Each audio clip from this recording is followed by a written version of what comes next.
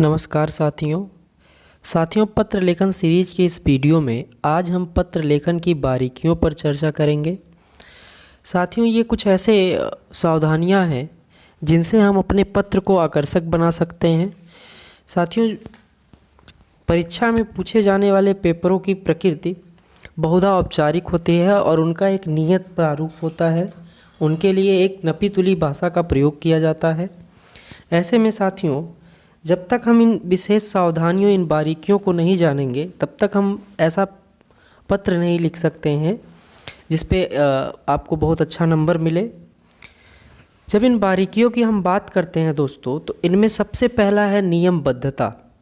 साथियों, औपचारिक पत्र का अपना एक नियम होता है, उसका अपना एक फिक्स प्रारूप होता है। उसी प्रारूप पे, उन्हीं नियमों के अनुसार आपको लिखना होता है।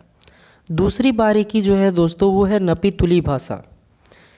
दोस्तों, पत्र की जो भाषा होती है, खासकर औपचारिक पत्रों की, उसमें दोस्तों राजकाज की भाषा का प्रयोग किया जाता है।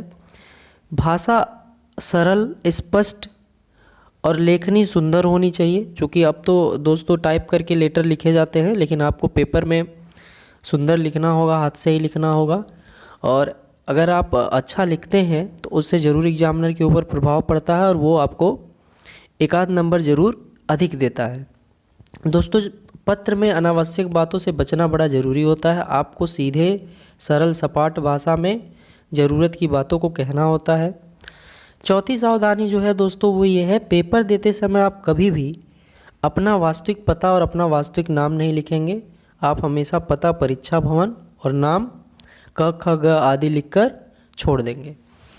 पांचवी सावधानी दोस्तों, हाशिया मिलाकर लिखना चाहिए। दोस्तों, हाशिया का मतलब आप जानते हैं कि यूपीएससी जिन भी पेपर्स को कराती है या यूपीपीएससी जिन भी पेपर्स को कराती है, उसकी अपनी एक कॉपी होती है जिसमें कुछ इस तरीके का बना होता है। तो दोस्तों, इसको आप ऐसे मिला के हाशिया मिला के इसको लिखना चाहिए। छठी सावधानी है दोस्तों, एक ही पृष्ठ पर समाप्त करने की कोशिश करनी चाहिए। दोस्तों, पत्र वैसे तो ऐसे कई पत्र आपको मैं उदाहरण में दिखाऊंगा जो बहुत लंबे लंबे हैं, 4-4, 3-3 पेज के हैं।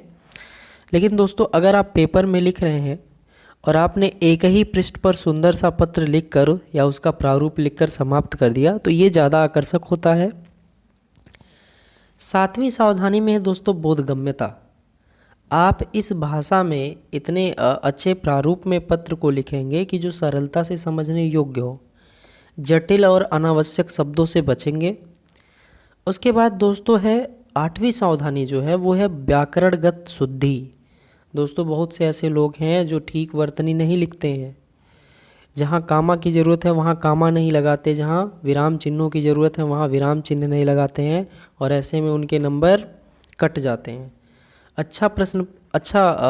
लिखने के बावजूद उनको पर्याप्त नंबर नहीं मिलते, क्योंकि वो इन छोटी छोटी बारीकियों पर ध्यान नहीं देते हैं। जब मैं पत्र लेखन कराऊंगा दोस्तों, तो मैं आपको बताऊंगा कहाँ किस तरीके से कामा और विराम चिन्हों का प्रयोग किया जाता है। नौवीं जो बारीकी है दोस्तों, वो ये है शिष्टाचार।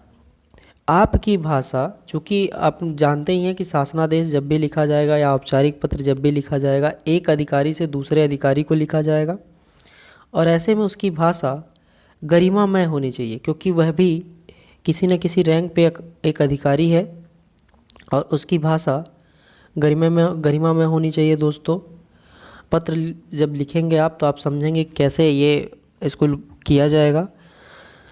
10वीं जो आवश्यक तो नहीं है दोस्तों, लेकिन अगर आप ऐसा अच्छा लिखते हैं, सुलेखन कौशल है आपके पास, आप बहुत सुंदर लिखते हैं, तो उसका आपको निश्चित तौर पे फ़ायदा मिलता है। 11वीं जो बारीकी है दोस्तों, कि प्रत्येक पत्र का, औपचारिक पत्र का अपना एक प्रारूप होता है। उस प्रारूप के अंतर्गत ही आपको लिखना होता है। दोस्तों, सवाल परीक्षा में 2 तरीके से आते हैं। एक तो ऐसे आता है कि मान लीजिए शासकीय पत्र है, तो शासकीय पत्र की परिभाषा बताते हुए, उसकी विशेषताएं बताते हुए उसका प्रारूप लेखन कीजिए। तो यहाँ दोस्तों सिर्फ हम उस पत्र के प्रारूप को लिख देते हैं।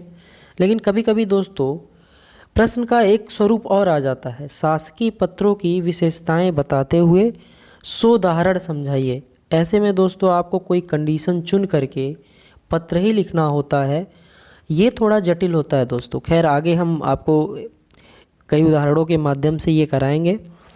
पत्र का जो सबसे विशेष गुण है दोस्तों, वो है उसकी संक्षिप्तता।